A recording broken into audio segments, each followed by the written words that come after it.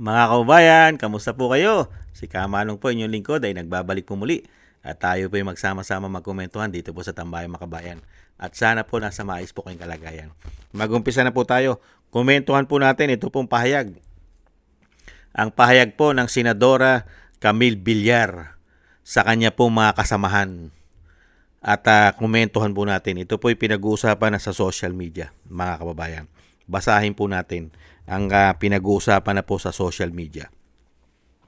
Ito po, ayon po sa senadora na si Camille Villar. Ito po ang kumakalat po. Babasahin ko po at komentuhan po natin. Sino man sa atin ang kakalas sa ating grupo matapos nating makita ang sakripisyo at pag-aalay ng isa sa atin, sa palagay ko, mas masahol pa siya kay Judas! Ayon po kay Senadora Camille Villar, mga kababayan.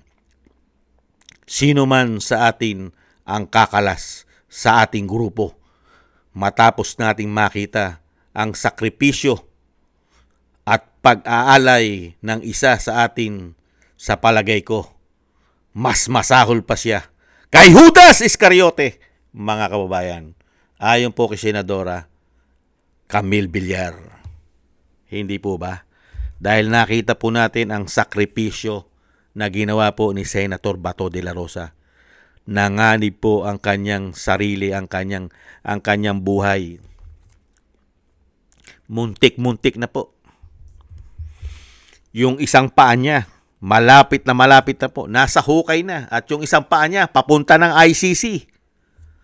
Sinakripisyo niya po yung kanyang seguridad dahil ipatatapon siya sa ICC ng walang due process.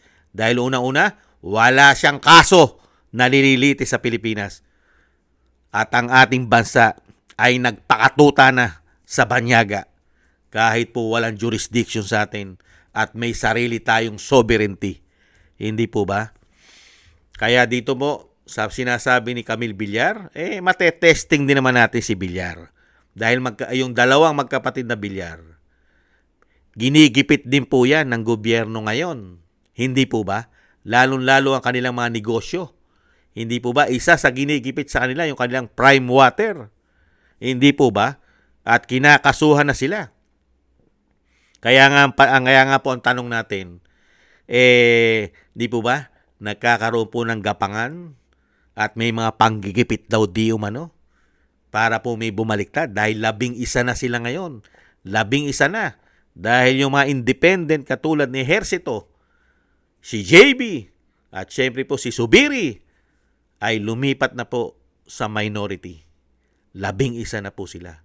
At syempre kung magiging 12 yon, yung boboto, hindi po ba makakuha sila na isa o dalawa dahil hindi na makakaboto si Senator Bato dahil wala na si Senator Bato dahil siya po yung nagtatago pa.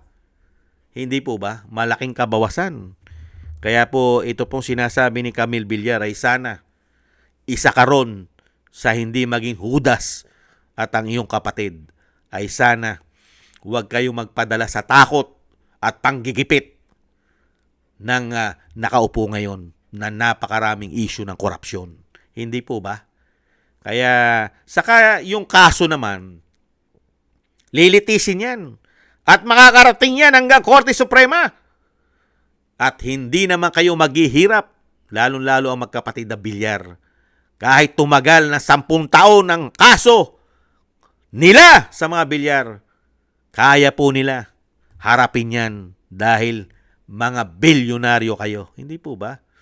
Pero yung ginawa ng mga tao na ito, nagpakasakim, nagpakademonyo, di umano, pagnanakaw sa pera ng taong bayan, ay kailangan po nilang managot sa lalong mabilis sana. Hindi po ba? Kaya nakikita po natin kung sino-sino po. At may posibilidad na gipitin daw nila para hindi maging Judas. O para maging Judas ay ginigipit nila para maging Judas at sumapi sa mga maletagang di umano. Sino daw po ang mga may kaso raw po dyan na pwedeng gipitin? Camille Villar. Katulad nyo na. Example, kayong magkapatid, may mga issue. Hindi po ba? Ganon din si Escudero, si Villanueva, sino pa? Si Estrada. Hindi po ba? Yan yung sinasabi na baka daw maghudas at masayang lang ang sakripisyo ni Senator Bato. Huwag naman sana, dahil ang taong bayan ay nakatingin sa inyo. Mayaman na kayo. Isang damukal na ang naging pakinabang nyo. Tumanda na kayo sa pagiging politiko. Grabe na po ang mga naging pera ninyo. Sana naman, mga senador, taong bayan naman ang pagsilbihan nyo. Hindi ang inyong mga bulsa at mga pakinabang. Wag naman. Magbigay naman kayo ng tunay na serbisyo. At panagutin nyo naman. Kahit sabihin nyo na involve ba inyong mga sarili, dadaan naman niya sa proseso ng investigasyon. Pero ang gusto ng taong bayan, yung ulo, yung mga malalaking ulo ay mapanagot dahil sa lalaki ng pakinabang nila. Billion! Hindi po ba? May issue pa ng ginto. May issue pa ng Maharlika Investment Fund. Hindi po ba? May issue pa sa Lotto. Iba, may issue pa sa PhilHealth. Hindi po ba? Pati nga airport. Pati mga kabangkuhan natin, may issue sila.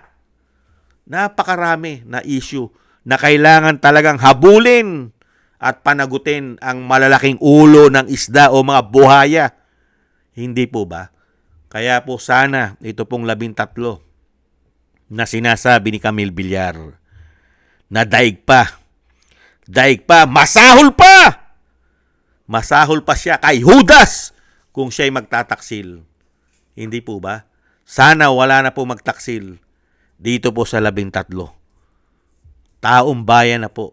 Sana naman ang pagsilbihan nyo at bigyan nyo ng katarungan ang ginawa ng malalaking ulo, ang mga buhaya, mga ulupong pagdating sa pera ng taong bayan. Sana naman magkaroon naman kayo ng takot at huwag naman sana na masilaw pa kayo sa mali-maleta na isusuhol sa inyo.